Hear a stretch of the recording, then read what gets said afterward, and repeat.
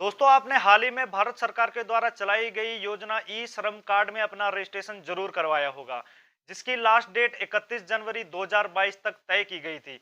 अब उसमें रजिस्ट्रेशन नहीं हो रहे हैं। श्रमिकों के हितों को ध्यान में रखते हुए चलाई जाने वाली ये एक बहुत अच्छी योजना है, जिसमें आपको 1,000 रुपए पर मंथ के हिसाब से आर्थिक सहायता दी जाएगी।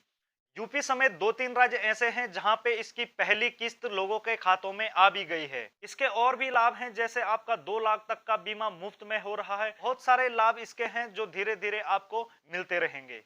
अब उत्तराखंड सरकार ने भी अपने यहाँ श्रमिकों के हितों को ध्यान में रखते हुए उत्तराखंड श्रमिक पंजीकरण 2022 नाम की एक योजना को शुरू किया है। क्या है ये उत्तराखंड श्रमिक पंजीकरण 2022 और कहां से आप इसको आवेदन कर सकते हैं तथा आपको इसके लिए कौन-कौन से डॉक्यूमेंट की जरूरत पड़ने वाली है दोस्तों, तो मैं आज आपको वो सब चीजें बताने वाला हूं। तो नमस्कार दोस्तों, मेरा नाम है अखिलेश और स्वागत है आपका मेरे YouTube चैनल हिल्स वॉकर में। तो आगे बढ़ने से पहले दोस्तों, आपसे गुजारिश करता हूं कि यार चैनल को सब्सक्राइब जरूर कर दें, ताकि आने वाले टाइम में इसी प्रकार के अपडेट्स मैं आपके लिए लाता रहूं। तो चलिए अब बात करते हैं उत्तराखंड श्रमिक पंजीकरण 2022 के बारे में। दोस्तों, सरकार के द्वारा समय समय पर श्रमिकों के हितों के लिए बहुत सारी योजनाएं चलाई जाती हैं और उत्तराखंड सरकार ने भी इस बार श्रमिकों के पंजीकरण की ये योजना शुरू कर दी है। और यदि आप श्रमिक हैं तो इसमें आपका पंजीकरण करवाना बहुत ही अनिवार्य है। अब बात करते हैं दोस्तों, उत्तराखंड श्रमिक पंजीकरण 2022 के मुख्य उद्देश्य क्या हैं? तो दोस्तों, इसका सबसे प्रमुख उद्देश्य है कि उत्तराखंड में जितने भी श्रमिक वर्ग के लोग हैं जो भी दिहाड़ी मजदूरी करते हैं,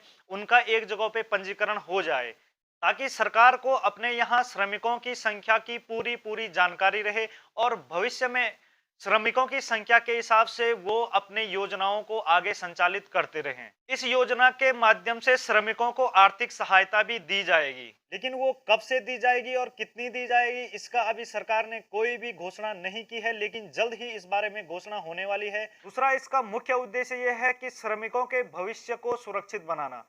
दोस्तों, श्रमिकों के भविष्य को सुरक्षित बनाने से मतलब यह है कि यदि कोई श्रमिक काम करने लायक नहीं रहता है या उसे कुछ प्रॉब्लम होती है, परेशानी होती है, तो इस योजना के आधार पर उसको आर्थिक सहायता प्रदान की जाएगी।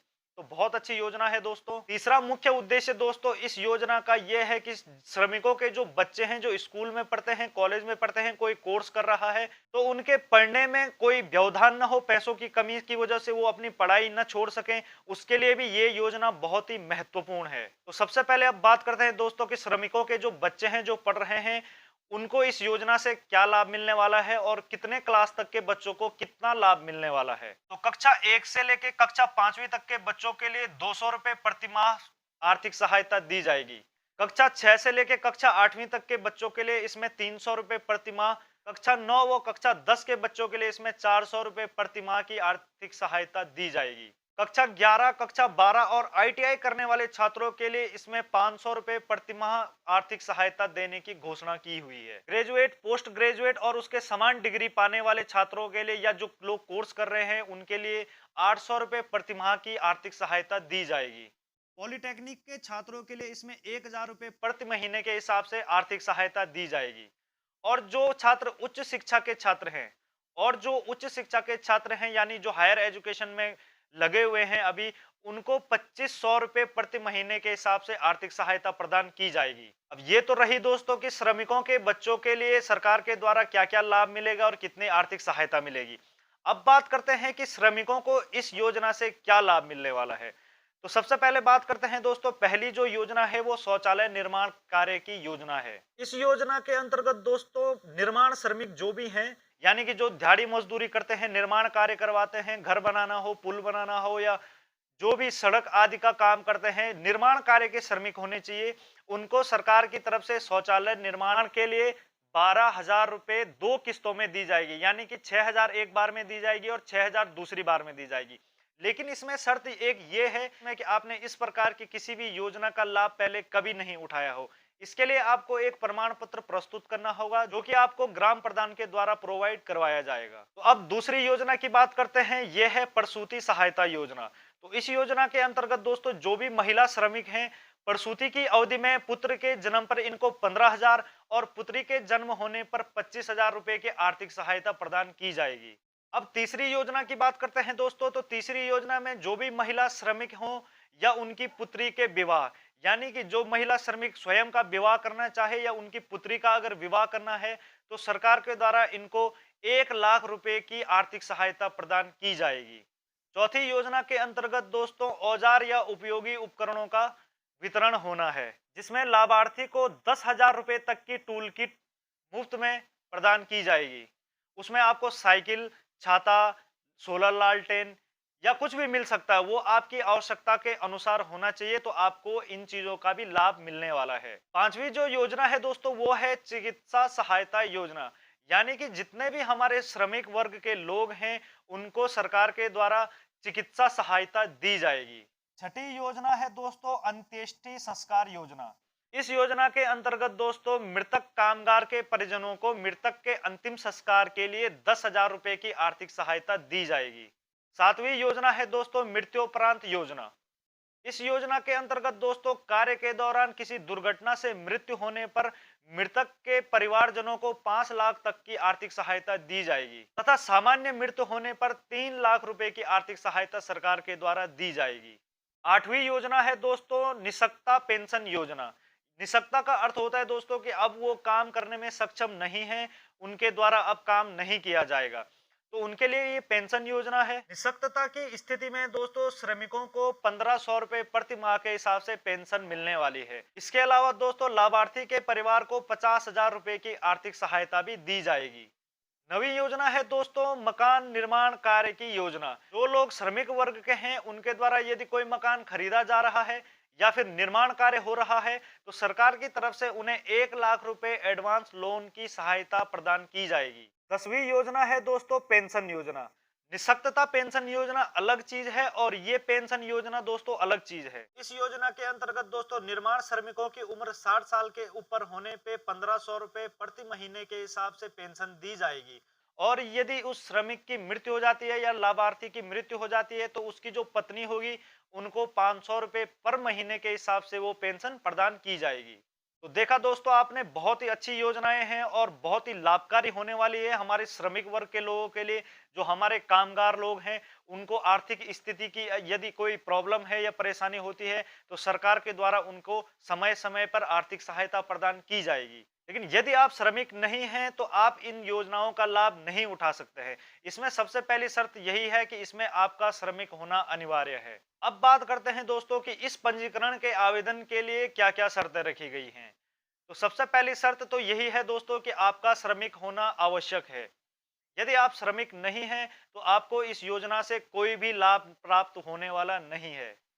दूसरी शर्त यह है दोस्तों कि आप उत्तराखंड के स्थायी निवासी होने चाहिए, यानी कि यदि आप उत्तराखंड के स्थायी निवासी नहीं हैं, आप बाहर के हैं, तो आपको इस योजना से कोई भी लाभ प्राप्त होने वाला नहीं है। तीसरी शर्त दोस्तों आपके पास आधार कार्ड होना चाहिए। यदि आपके पास आधार कार्ड नहीं है तो आप इस योजना का लाभ नहीं उठा सकते हैं। इसलिए यदि आपके पास आधार कार्ड नहीं है तो जल्द से जल्द बनवा लीजिए, तभी आप इस योजना का लाभ उठा सकते हैं। चौथी शर्त के अनुसार दोस्तों परिवार के केवल एक ही सदस्य के नाम पर श्रमिक कार्ड बन पाएगा, यानी कि परिवार के एक ही सदस्य का श्रमिक कार्ड बनने वाला है। पांचवी शर्त दोस्तों उम्र की है, यानी कि आपकी उम्र 18 साल से लेकर 60 साल के बीच होनी चाहिए। यदि आपकी उम्र 18 से कम है या फिर 60 साल से अधिक है तो आप इस पंजीकरण के लिए मान्य नहीं होंगे। और छठवीं तथा सबसे जरूरी शर्त यह है कि आपका साल में 90 दिन का श्रमिक के रूप में काम करना अनिवार्य है। साल में 365 दिन होते हैं तो 365 में से 90 दिन आपका काम करना अनिवार्य है। यदि आप 90 दिन तक काम नहीं करते हैं तो आपका श्रमिक कार्ड बनना मुश्किल हो सकता है। तो अब बात करते हैं दोस्तों कि इस पंजीकरण के लिए आपके पास कौन-कौन से दस्तावेज होने चाहिए, आपके पास कौन-कौन से कागज होने चाहिए। तो सबसे पहला और जरूरी कागज तो दोस्तों आपको पता ही है कि आपके पास आधार कार्ड होना अनिवार्य है।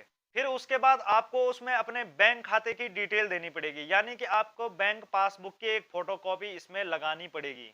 तीसरा है दोस्तों लेबर सर्टिफिकेट, यानी कि आपके पास लेबर सर्टिफिकेट होना बहुत जरूरी है, जो कि आपके लेबर होने का प्रमाण होगा। चौथा है दोस्तों मोबाइल नंबर और पांचवा दस्तावेज चाहिए दोस्तों राशन कार्ड। राशन कार्ड आपके परिवार के सदस्यों की संख्या को बताएगा। इसीलिए यदि आप अलग अलग परिवारों में रहते हैं लेकिन राशन कार्ड आपका एक ही है तो आप इस योजना का लाभ नहीं उठा सकते। आपको राशन कार्ड अलग अलग करवाना होगा तभी आप एक परिवार के एक सदस्य के नाम पे श्रमिक कार्ड बनवा सकते हैं। छठवां है दोस्तों स्थायी निवास प्रमाण पत्र। स्थायी निवास प्रमाण पत्र आपका इस बात का सबूत होगा कि आप उत्तराखंड के मूल निवासी हैं, स्थायी निवासी हैं। सातवां है दोस्तों परिवार के सभी सदस्यों के आधार कार्ड। परिवार के सभी सदस्यों का आधार कार्ड भी इसके लिए जरूरी है। आठवां है दोस्तों पासपोर्ट साइज एक फोटो। और नौवां है दोस्तों आपकी शुल्क रसीद, यानी कि आप कितना पैसा लेते हैं। तो यदि आपके पास दोस्तों इनमें से कोई भी डॉक्यूमेंट मिसिंग है या नहीं है तो आप जल्दी से जल्दी उसे बनवा लीजिए। और जब तक ये योजना में पंजीकरण हो रहा है तो जल्दी से जल्दी अपना पंजीकरण करवा लीजिए और इस योजना का लाभ उठाइए। अब बात करते हैं दोस्तों कि उत्तराखंड श्रमिक पंजीकरण 2022 में आपका पंजीकरण कहां से होगा और कैसे होगा। तो उसके लिए दोस्तों आपको अपने नजदीकी सीएससी सेंटर यानी ग्राहक सेवा केंद्र में जाना होगा, जो कि आजकल लगभग हर जगह पे अवेलेबल हैं। तो आपको वहां पे जाके ग्राहक सेवा केंद्र के संचालक से अपने उत्तराखंड श्रमिक पंजीकरण में रजिस्ट्रेशन के लिए बोलना होगा। वो उसमें रजिस्ट्रेशन के फॉर्म को फिल करेगा और आपसे आपके जितने भी डॉक्यूमेंट कहे गए हैं वो मांगेगा। आपकी पूरी जानकारी भरने के बाद वो उसको उसमें सबमिट कर देगा। फिर उसके बाद यदि आपका रजिस्ट्रेशन हो जाता है तो आप उनसे अपने श्रमिक कार्ड का प्रिंट आउट भी ले सकते हैं। ये तो रही दोस्तों ऑनलाइन रजिस्ट्रेशन करवाने की बात। इसमें ऑफलाइन रजिस्ट्रेशन भी आप करवा सकते हैं। ऑफलाइन रजिस्ट्रेशन के लिए आपको श्रम विभाग की वेबसाइट पे जाके एक फॉर्म डाउनलोड करना पड़ता है। उस फॉर्म को डाउनलोड करने के बाद आपको उसका प्रिंट निकालना होगा। फॉर्म में पूछी गई सारी जानकारियों को आपको अपने हिसाब से भरना होगा और अपने सारे डॉक्यूमेंट्स को उसके साथ अटैच करके आपको उससे संबंधित विभाग में जमा करवाना होगा। तो आशा करता हूं दोस्तों कि मेरे द्वारा दी गई जानकारी आपको लाभकारी सिद्ध होगी और आप जल्दी से जल्दी अपना रजिस्ट्रेशन करवा के आप इन सारी योजनाओं का लाभ उठाएंगे। जानकारी आपको अच्छी लगे तो यार ज्यादा से ज्यादा लोगों तक शेयर करें ताकि ज्यादा से ज्यादा लोग इस योजना का लाभ उठा सकें। और साथ ही चैनल को सब्सक्राइब भी करें ताकि आगे आने वाली ऐसी अपडेट आपको टाइम टाइम पे मिलती रहे। धन्यवाद।